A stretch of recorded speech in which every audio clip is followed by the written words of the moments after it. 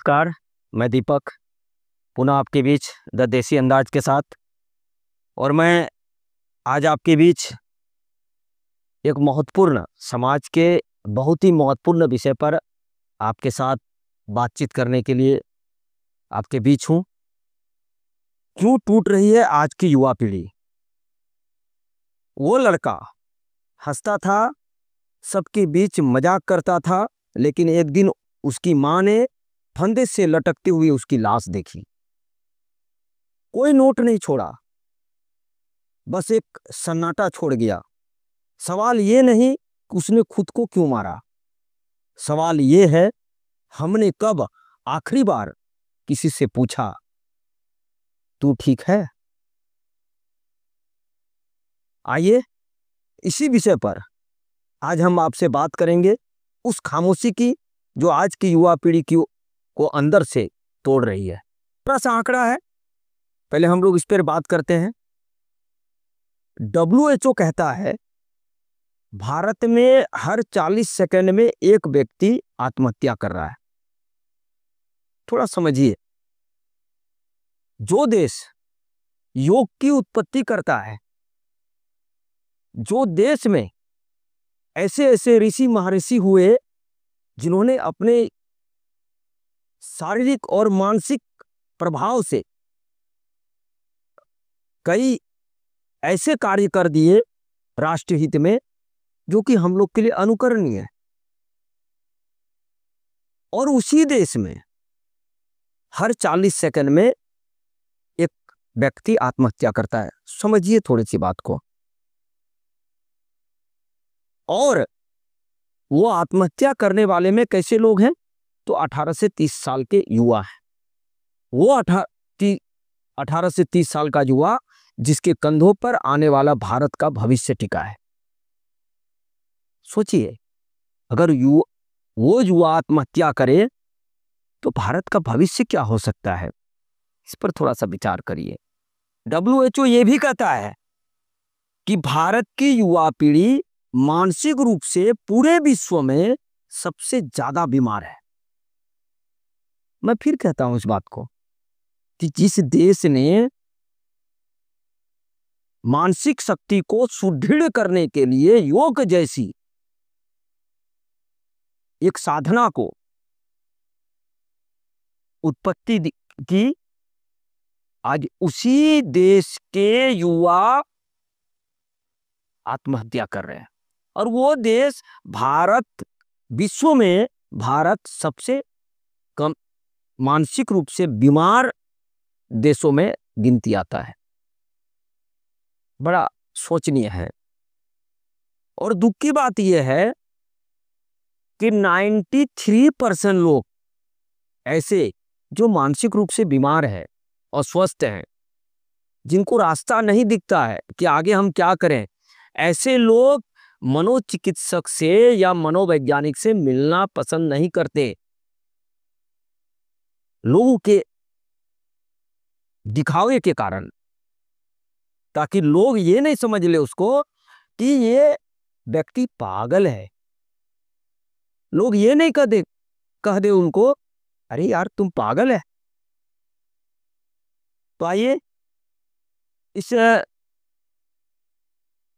जो युवा टूट रही है, युवा, उसके कारण क्या हो सकते हैं, हम लोग इससे पहले सबसे उसके कारणों का पता लगाते हैं, ऐसे कारणों पर बात करते हैं। तो उसमें प्रमुख रूप से जो कारण है, तुलना की आग। मैं आग इसलिए कह रहा हूं क्योंकि तुलना हम लोग क्या करते हैं, प्राय अपने घरों में मैक्सिमम गार्जियन क्या करते हैं कि वो दूसरे बच्चों की तुलना अपने बच्चों के साथ करते हैं। तुलना भी ऐसा कि वो पढ़ाई में इतने अच्छे हैं, वो टॉपर है, वो इतने पैसे कमा रहा है, वो फलाना जगह पे नौकरी कर रहा है, तुम क्या कर रहे हो? ये जो तुलना की आग है, ये एक ऐसा ताला है जो दिमाग की सारी नसों पे ताला मार देता है, और दिमाग को एक तरह से जहर भर देता है ये, और वही जहर आगे चल के एक गलत रास्ते की ओर युवा को ढकेल देता है। दूसरा है अत्यधिक उम्मीदें। हम बच्चों से, अधिकतर पेरेंट्स क्या करता है, अपने बच्चों से अत्यधिक उम्मीदें पाल लेता है। उम्मीदें ऐसा कि बेटा बच्चे यूपीएससी निकाल ले, बच्चे इंजीनियर बन जाए, बच्चे डॉक्टर बन जाए, नौकरी करे, घर चलाए और खुशहाल रहे। सोसाइटी को भी यही पसंद है, जिस सोसाइटी में व्यक्ति रहता है उस सोसाइटी को भी यही पसंद है, और वो अंदर से इतनी उम्मीदें कर लेता है जिसको पूरा करने में के चक्कर में युवा बिखर जा रहा है। हम उम्मीदें करें अपने बच्चों से, निश्चित तौर पर करनी भी चाहिए, लेकिन उम्मीदें ऐसी हो कि वो भी ना बिखरे, इसका ध्यान हम सबको रखने की आवश्यकता है। और आगे है कि लोग आज के डेट में सोशल मीडिया जैसे झूठी बनावटी दुनिया पर बहुत ज्यादा विश्वास करने लगे हैं। वो अपने बड़े बुजुर्गों को कोई समस्या हो तो अपने बड़े बुजुर्गों को बताना पसंद नहीं करते। वो किसको बताते हैं, तो सोशल मीडिया के माध्यम से, टेलीग्राम के माध्यम से, व्हाट्सएप के माध्यम से, फेसबुक के माध्यम से उन लोगों को बताते हैं। परिणाम सुन, लोग वहां लाइक कर देते हैं, और लाइक को लोग क्या समझते हैं, वैलिडेशन समझना शुरू कर देते हैं, और वही एक आदत बन जाता है, एडिक्शन बन जाता है। तो कहने का मतलब है कि आपको कोई समस्या हो तो आप अपने घरों के बड़े बुजुर्गों से, अपने दोस्तों से बात करिए। दूसरा है कि अकेलापन और खामोशी। न दोस्तों से बात हो पाती है, न माँ बाप से बात हो पाती है। और कारण क्या है इसका, तो मैंने जैसे अभी कहा कि एक घर में अगर 10 व्यक्ति है तो 10 के पास एंड्रॉयड मोबाइल है। 10 इतने मशगूल हो जाते हैं अपने अपने मोबाइल को लेके कि एक दूसरे के साथ क्या हो रहा है ये शेयर करने का भी समय नहीं है अपने पास, और परिणाम एक दूसरे का सुख दुख भी शेयर नहीं हो पाता है। तो कहने का मतलब है कि आपस में, जब घरों में आप रहते हैं तो आपस में एक दूसरे के सुख दुख को शेयर करिए। मोबाइल इंपॉर्टेंट नहीं है। मोबाइल एक आदत ऐसी बनाइए कि 1-2 घंटा अपने परिवार के लोगों के साथ आपस में बैठ के बात कर रहे हैं, मोबाइल को साइड में रख के। इससे क्या होगा, इससे बहुत सारी समस्याओं का समाधान हो जाएगा। किसके मन में क्या चल रहा है, क्या परेशानी उसको है, निश्चित तौर पर जब आपस में संवाद करेंगे तो समस्या का समाधान भी हो जाएगा। आगे है युवाओं जो बिखर रहे हैं, उसके पीछे का एक महत्वपूर्ण कारण है असफलता का डर। हम लोग अपने बच्चों से, हर गार्जियन, हर अभिभावक अपने बच्चों से इतना ज्यादा उम्मीदें पाल लेता है कि उस बच्चे को लगने लगता है कि मैं अगर असफल हो जाऊं तो क्या होगा। और ये सोच कि मैं असफल हो जाऊं तो क्या होगा, यही सोच उस बच्चे का भविष्य को बर्बाद करने के लिए काफी है। इसलिए हम निश्चित तौर पर हम अपने बच्चों से उम्मीदें पालें, क्योंकि पालना भी चाहिए, लेकिन उस उम्मीदों के साथ ये भी देखना है कि अब हमारे बच्चे, क्या हम जितना उम्मीदें बच्चों से पाल रहे हैं, बच्चे उस दिशा की ओर आगे बढ़ रहा है। अगर नहीं भी बढ़ रहा है तो उसके ऊपर नाहक दबाव डालने का प्रयास ना करें।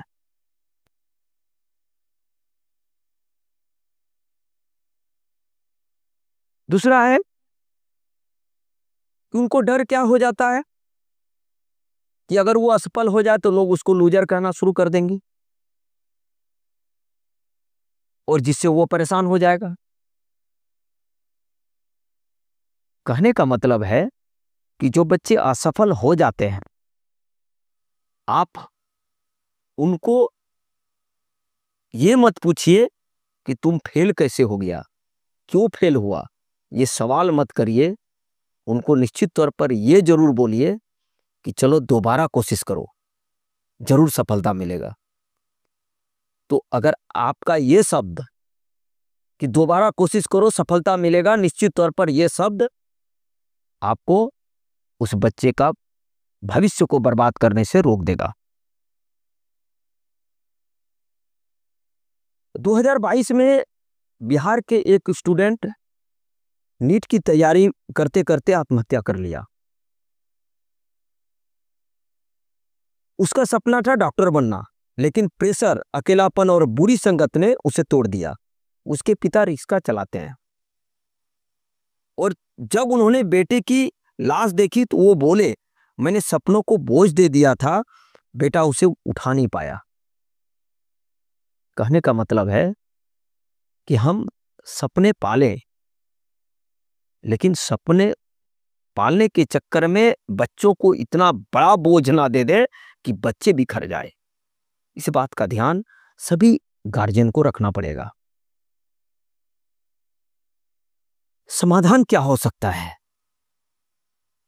ऐसी परिस्थितियां उत्पन्न हो तो उसके लिए समाधान क्या हो सकता है और गार्जियन क्या कर सकता है, युवा क्या कर सकता है, हम लोग आइए इस विषय पर बात करते हैं।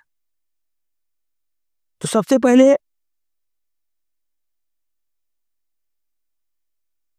मैं सभी युवाओं से निवेदन करूंगा कि आप, ऐसी कोई परिस्थिति आती है जिससे आपको लग रहा है कि हम बहुत तनावग्रस्त हैं, बहुत तनाव में हैं, कुछ आगे का रास्ता नहीं समझ में आ रहा है, उस परिस्थिति में आप अपने गार्जियन से, अपने माँ पिताजी से, अपने दोस्तों से जरूर बात करिए, क्योंकि निश्चित तौर पर बात करने से आपका जो समस्या का है वो निश्चित तौर पर समाधान होगा, मन जरूर हल्का होगा, जिससे दिल का बोझ कम हो जाएगा। और कहता है कि दुख शेयर करने से घटता है, कम होता है।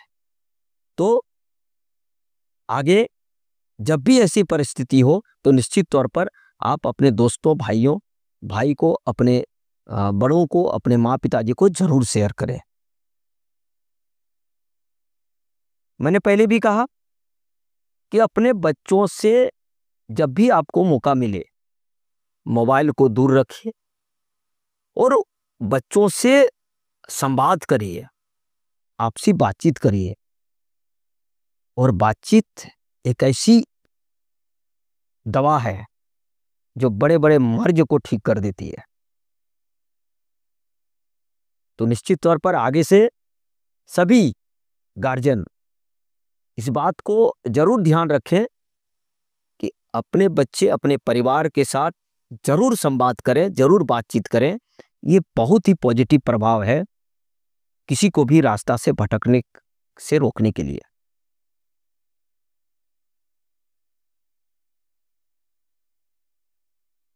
मैं सभी युवाओं से पुनः निवेदन करूंगा, परिस्थितियां अगर आपके विपरीत है तो आप उस परिस्थिति को ठीक करने के लिए अपने बड़ों से तो बात जरूर करें।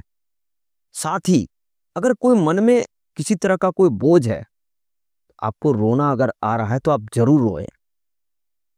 रोने से निश्चित तौर पर रोने से शर्म नहीं आती, रोने से राहत मिलती है, बोझ हल्का होता है। तो ये शर्म की बात नहीं है।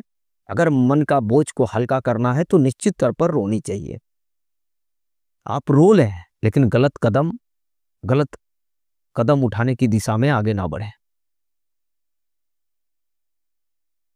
मैं सभी गार्जियनों से निवेदन करूंगा, गार्जियन किसी भी रूप में हो सकता है, माँ, पिताजी, भाई, बहन, गुरु, गार्जियन का कोई भी रूप होगा, मैं सभी से निवेदन करूंगा कि आप अपने बच्चों को डांटना बंद करिए, सुनना शुरू करिए, उनकी सुने आप।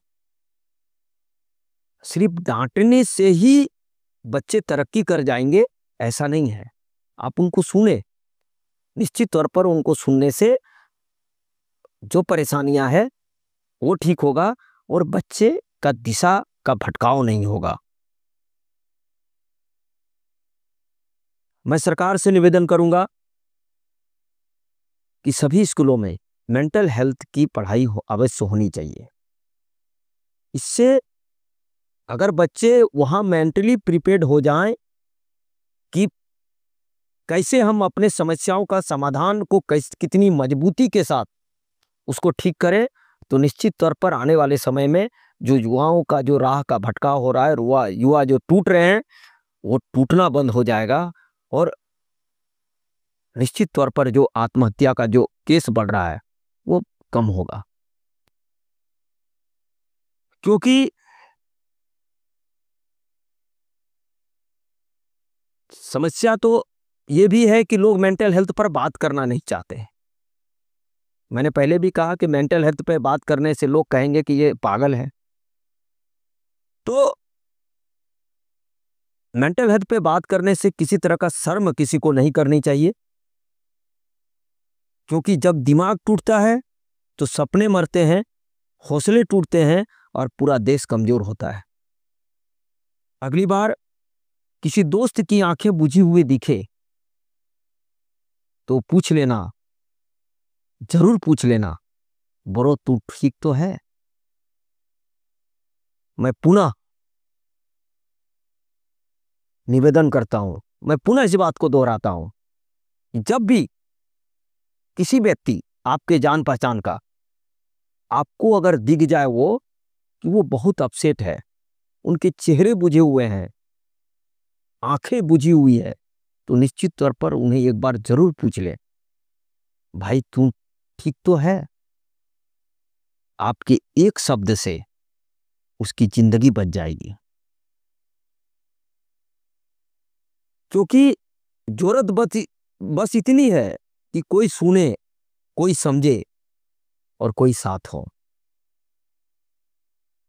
सभी को उस समय लगता है कि कोई मेरा सुने, कोई मेरे साथ हो,